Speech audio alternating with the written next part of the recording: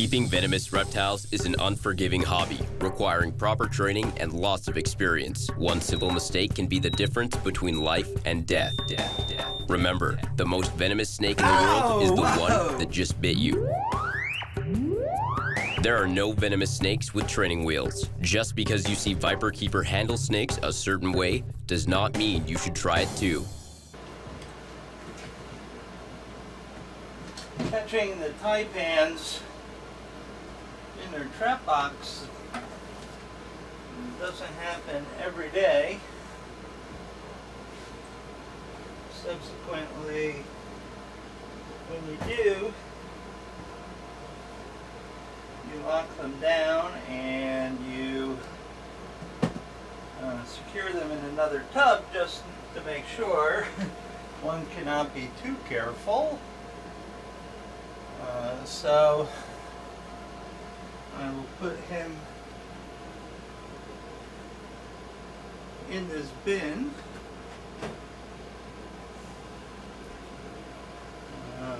Just for safekeeping, I take the opportunity to clean out his enclosure. So I will put him in this larger bin with a very secure lid. And then I will go about cleaning his cage, which just hasn't been done in a while. And because it's all dependent on when the cage is dirty, if you can catch them in the trap box. So now I will go ahead and clean his cage and then return him when it's all said and done. Okay, so Mr. Taipan's cage has been cleaned and refurbed. So next I will open the secure storage. Like I said, you know, these trap boxes are meant to be safe storage, but when you're dealing with taipans, mambas, and other very venomous snakes, we take extra precaution. We secured the latch in the closed position. Put Mr. Taipan back where he was. And now we will undo the latch.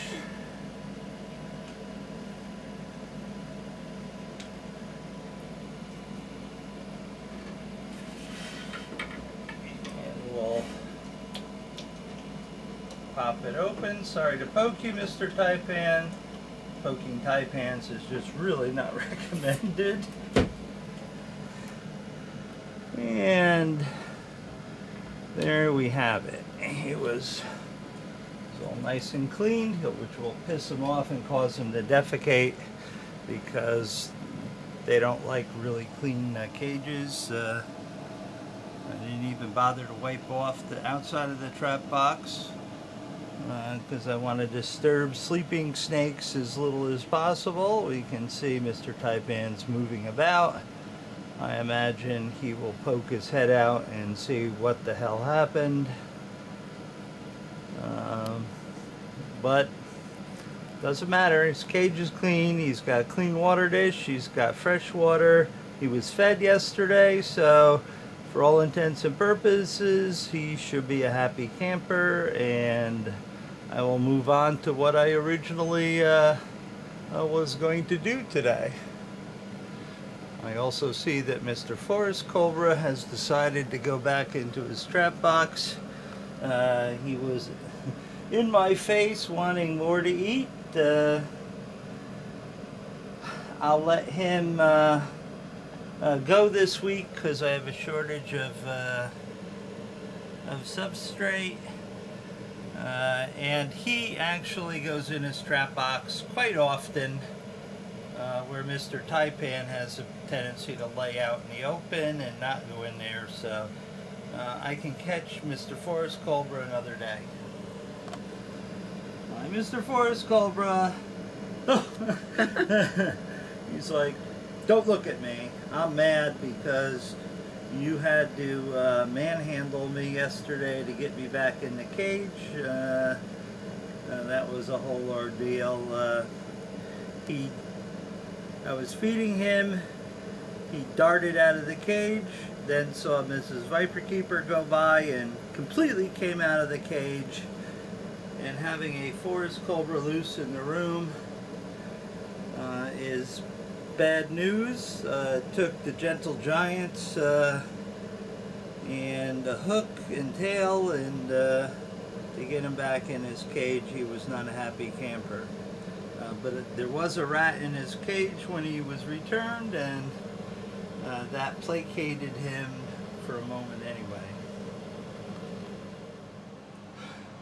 Well, under the category of if it's not one thing or another at the lair, Lori notified me when I was out of town this week that the lights are not coming on here in the small snake room, so I'm going to have to replace the fixture. I've already diagnosed that it's not the bulbs because I keep spare bulbs in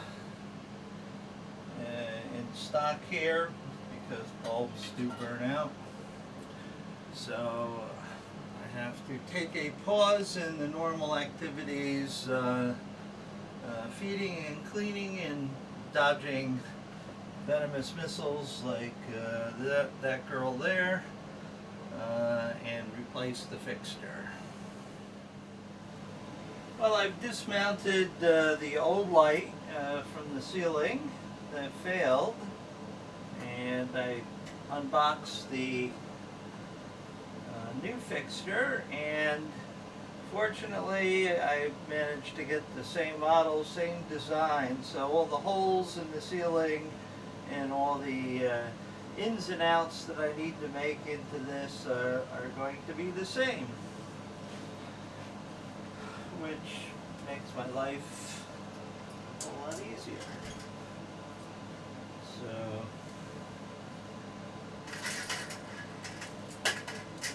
they come not quite boxed, ready to go. So you have to put the bits together. So these are the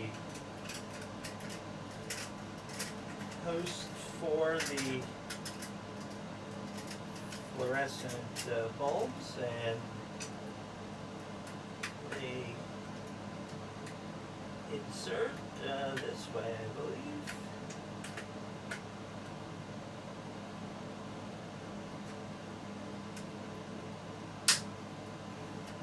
They snap into place. The funny thing is, I had fluorescent light fixture training at a young age when I worked for this company. During the summer near my home. I was in high school, I think, or something like that. It was a few miles away, and it was called Lightron of Cornwall.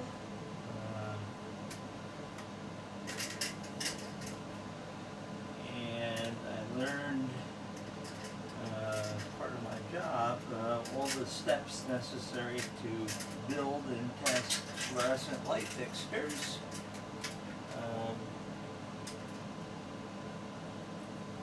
The only thing that's really changed over 30 or 35 years since I did that, or whenever it was that the ballasts are electronic and not transformer in nature. But other than that, they're virtually the same.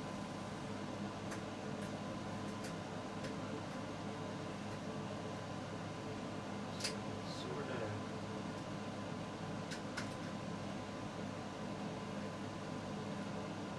brings back fond memories of very hot place. Every summer night, biking probably 10 miles round trip to get there.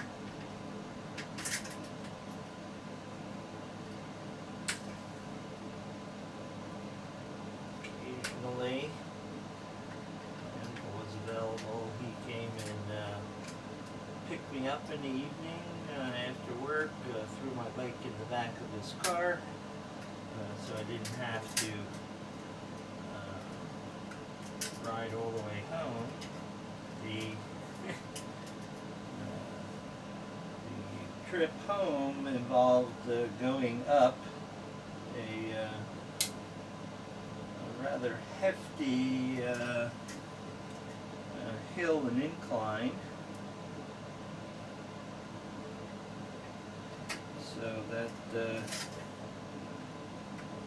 saved me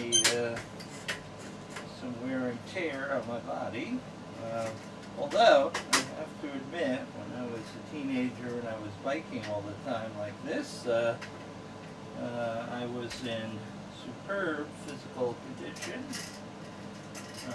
Unfortunately, time does wear you down, so to speak. The fact that I wasn't out running, biking, playing sports all day long, and actually had to go to school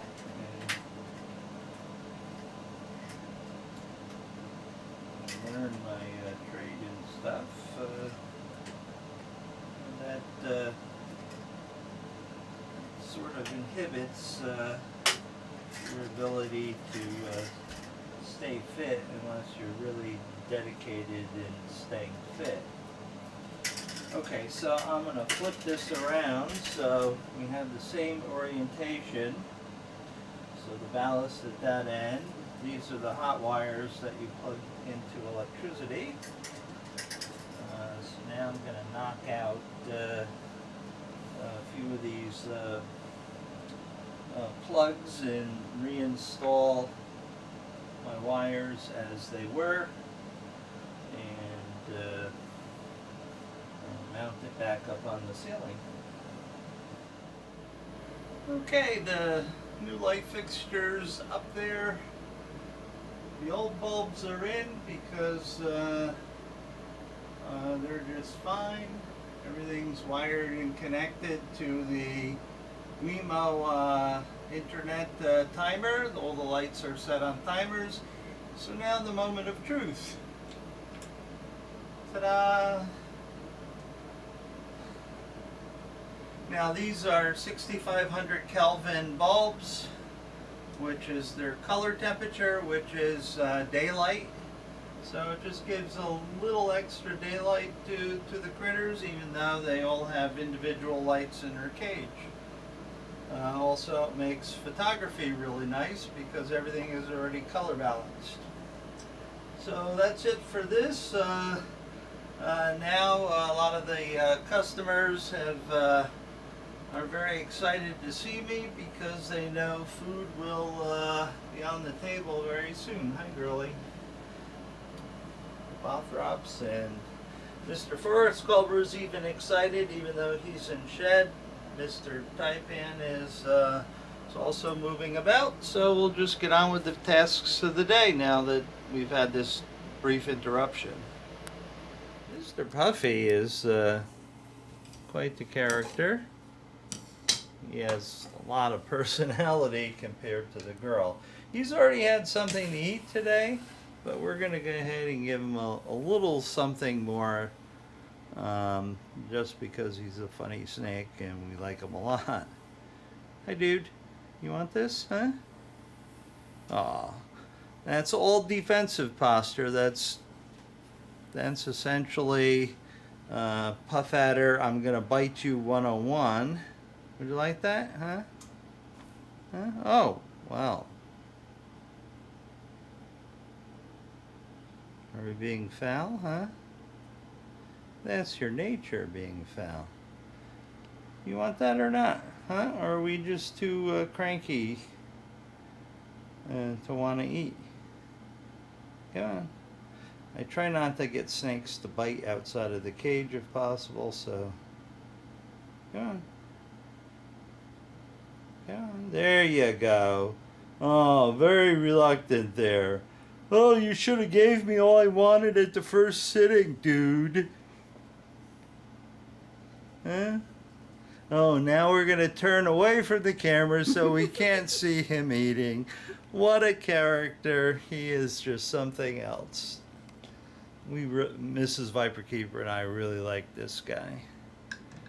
Male puff adders have so much personalities. The females are just... They're just foul-tempered. These guys, on the other hand, can be very funny. Oh, look at him. Oh, what a temperament today, huh? I'm going to try to get us back in without making him have a major conflagration and pound the glass and hurt himself. But if that's what you want to do, go ahead and do it. So we're going to leave him alone because he's a bit cantankerous right now.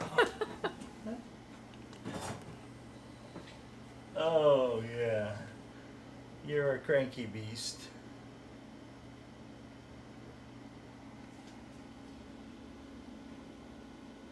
Oh, don't tip your head down. I was trying to look at your fangs.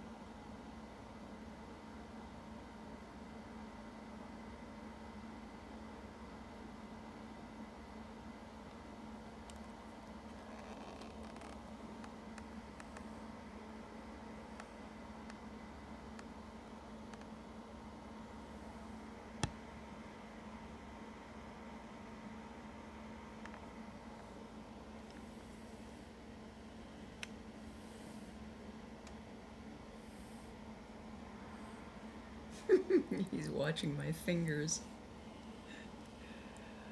No, no more food. No more food. You're a funny, funny snake. Of course, I wouldn't be laughing if you ever bit me.